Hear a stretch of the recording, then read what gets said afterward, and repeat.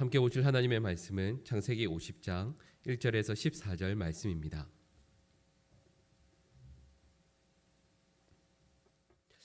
오늘 방금 읽은 말씀은 그 족장의 한 명이었던 야곱의 장래에 대해서 말씀하고 있습니다.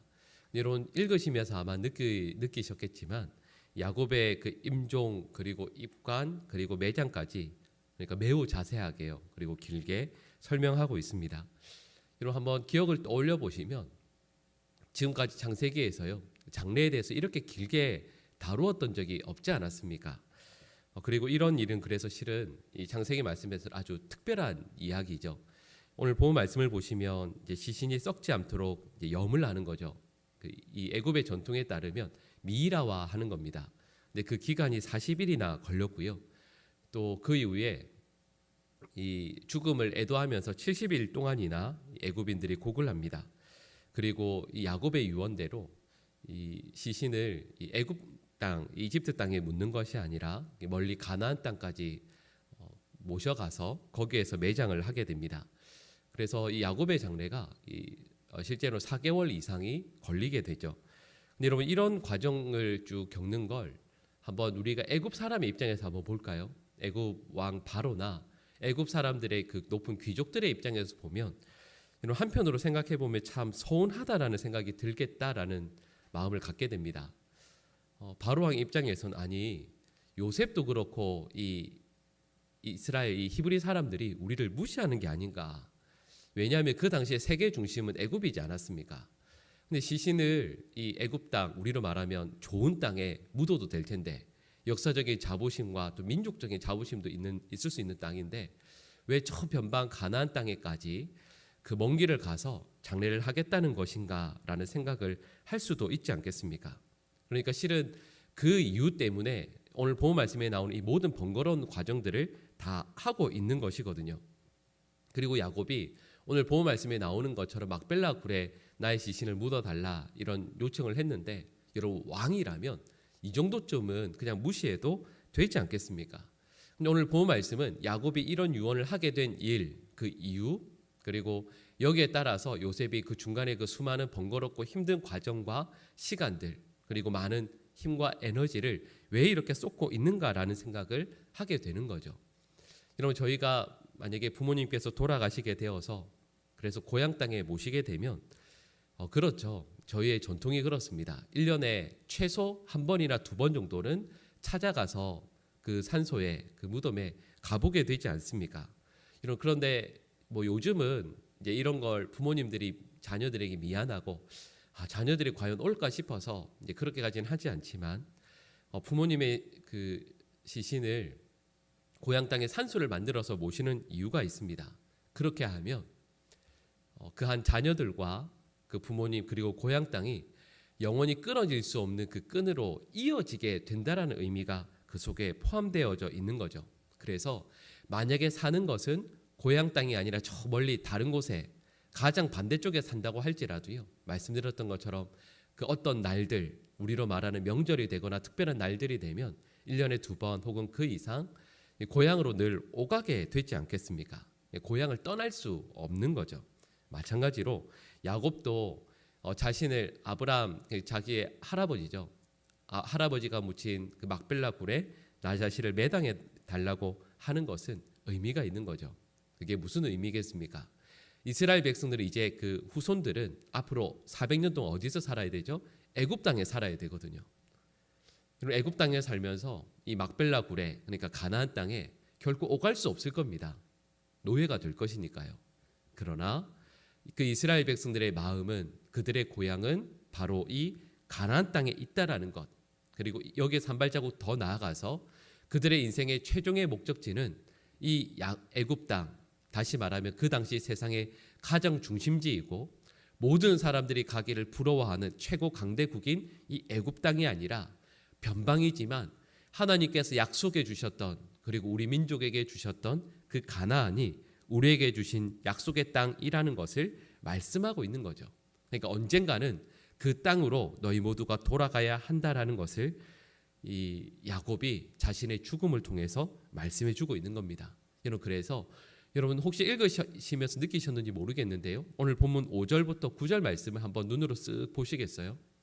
5절부터 9절까지 말씀을 보시면 하나의 동사가 절마다 나오는 동사가 있습니다. 5절부터 9절까지 말씀해 보시면 어떤 동사가 계속 나오냐면 올라가다라는 동사가 5절, 6절, 7절, 8절, 9절 계속 나옵니다. 그렇죠? 근데 여러분 이 올라가다라는 단어가 그렇죠. 지리적으로도 보면 애굽보다 이 가나안 땅이 훨씬 더 위쪽에 있으니까요. 올라가다라는 말이 맞겠구나 이렇게 우리가 생각할 수 있지만 여러분 이 단어가 출애굽기 말씀을 보면 1장부터 계속 나옵니다. 대표적인 예를 들면 1장 10절 말씀을 보시면 이렇게 말씀합니다. 제가 읽어드릴게요. 자, 우리가 그들에 대하여 지혜롭게 하자. 두렵건대 그들이 더 많게 되면 전쟁이 일어날 때에 우리 대적과 합하여 우리와 싸우고 이 땅에서 나갈까 하노라 하고. 여러분 방금 말씀드렸던 이 출애굽기 1장 10절 말씀 끝부분에 보시면 우리와 싸우고 이 땅에서 나갈까 하노라 할 때 이 나갈까, 나간다라는 이 동사가 오늘 본문에 나오는 올라간다라는 말과 같은 단어입니다. 그러니까 오늘 본문에서요. 이스라엘 백성들이 이게 올라간다, 이게 올라간다는 이 단어가 원어로는 어떤 의미냐면 나간다라는 말입니다. 그리고 나간다라는 말이 원래 어떤 의미죠? 출애굽기에 나오는 출애굽. 여러분 이게 나간다라는 말이잖아요. 애굽을 나가는 게 출애굽 아니겠습니까? 그러니까 이런 말씀이죠. 오늘 본 말씀에서 길게 설명하고 있는 이 장례식은 그냥 장례식이 아닙니다. 야곱의 시신이 출애굽하는 거죠. 그러니까 오늘 본 말씀을 통해서 이건 야곱 개인의 출애굽이 지금 일어나고 있는 것이고 오랜 시간이 지나면 야곱의 후손들, 믿음의 백성들이 애굽을 떠나서 출애굽해서 가나안 땅으로 나아가야 한다라는 걸 보여주는 사건입니다. 그러니까 제가 처음에 말씀드렸던 것처럼 이 장례를 길게 설명하고 있는 겁니다. 여러분 애굽에서 나아가서 가나안 땅까지 이르는 길들이 몇 개가 있습니다. 근데 그 중에서 저희가 성경 말씀에서는 가장 대표적으로 2개를 말씀하죠. 가장 쉬운 길은 소위 말하는 해변길입니다. 지중 해변을 쭉 타고, 그러니까 우리로 말하는 고속도로가 나 있었던 거죠. 그 당시에. 그래서 길도 넓고 가는 시간도 훨씬 짧습니다. 여러분 그리고 이때 여러분 요셉이잖아요. 그 당시에 가장 강대국인 애굽의 총리 아닙니까?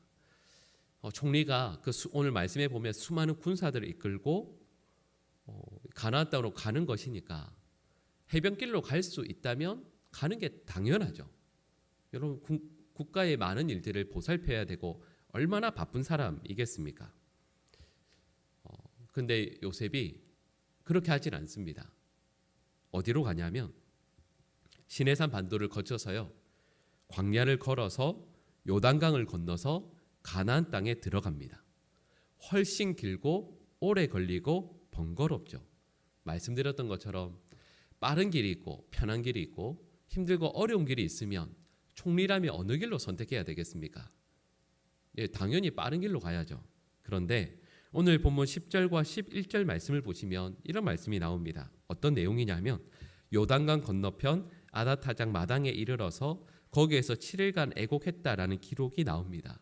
이 말씀이 어떤 의미냐면 빠른 길이 아니라 훨씬 더 먼 시내산과 광야의 멀고도 먼 길을 통과해서 모압과 암몬을 우회해서 요단강 동편에 이르렀다라는 뜻입니다. 그러니까 야곱의 시신을 빠른 길이 아니라 멀고 어려운 길로 걸어서 출애굽해서 가나안 땅으로 들어갔다라는 뜻입니다. 그렇게 해서 장례를 하죠. 여러분 제가 방금 말씀드린 내용 어떤 의미인지 금방 아시겠죠? 여러분 이 길로 나중에 누가 가죠? 이스라엘 백성들이 출애굽해서 가는 길입니다. 그러니까 야곱은 자신의 죽음을 통해서 자기 아들 요셉에게 마치 앞으로 일어날 후손들에게 출애굽해서 가는 길은 바로 이렇게 가게 될 것이다라는 걸 오늘 본문에서 미리 보여주는 것이고, 또 요셉은 이스라엘 백성들이 가야 할 그 영적인 길을, 영적인 지도를 오늘 본문에서 그리면서 보여주는 거죠. 그러니까 오늘 본 말씀은 이스라엘 백성들이 나아가야 할 최종 목적지가 어디인지, 그리고 그들이 가야 할 곳이 이 애굽 땅이 아니라 바로 가나안 땅임을 보여주고 있는 겁니다. 애굽 땅에 영원히 살면 안 되는 거죠. 그럼 제가 여기까지 말씀드린 내용들을 쭉 살펴보면서 우리는 오늘 본 말씀의 내용에서 이런 적용을 하게 됩니다. 여러분, 분명히 야곱은 죽죠. 근데 야곱은 어떤 사람이라 말할 수 있겠습니까? 처음에 참 부족했던 사람인데 그래도 믿음 가운데 서기 위해 애를 쓰면서 결국에는 그의 노년에 믿음의 사람으로 살았다라는 평가를 우리는 하게 되지 않습니까?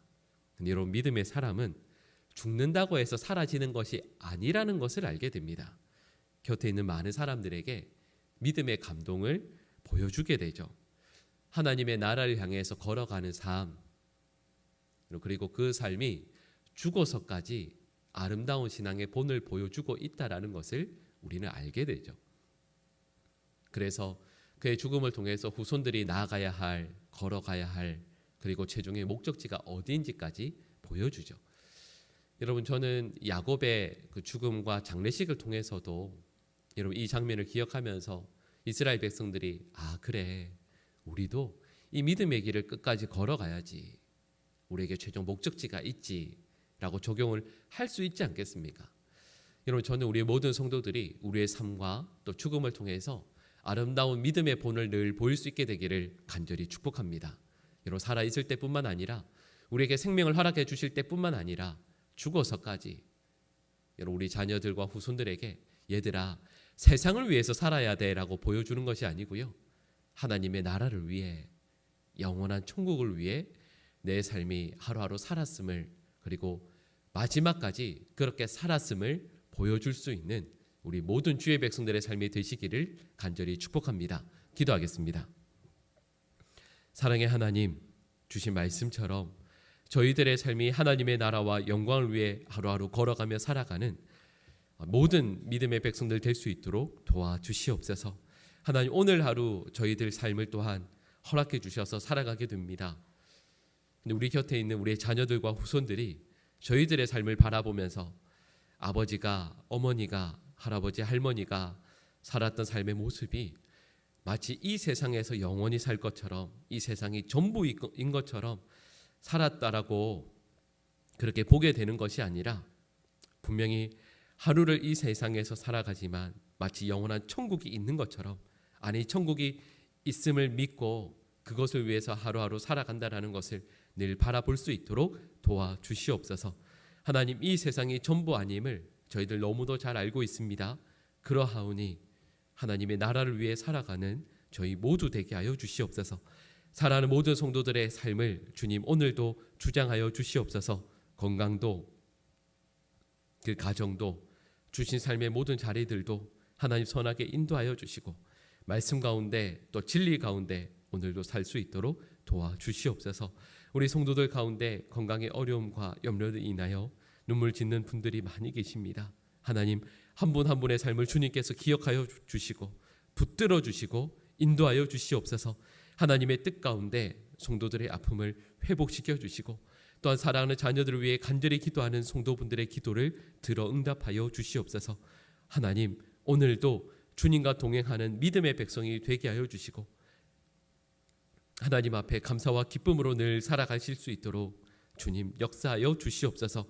군생활하고 있는 우리의 자녀들이 있습니다. 주님, 건강을 지켜 보호하여 주시고 군생활도 은혜 가운데 잘 마칠 수 있도록 하나님 앞에 준비되어지고 연단되어지는 은혜의 시간이 될 수 있도록 인도하여 주시고 하나님, 또 입시와 또 진로와 또 유학과 여러 삶의 중요한 단계들을 거치며 하나님 준비하는 백성들이 있습니다.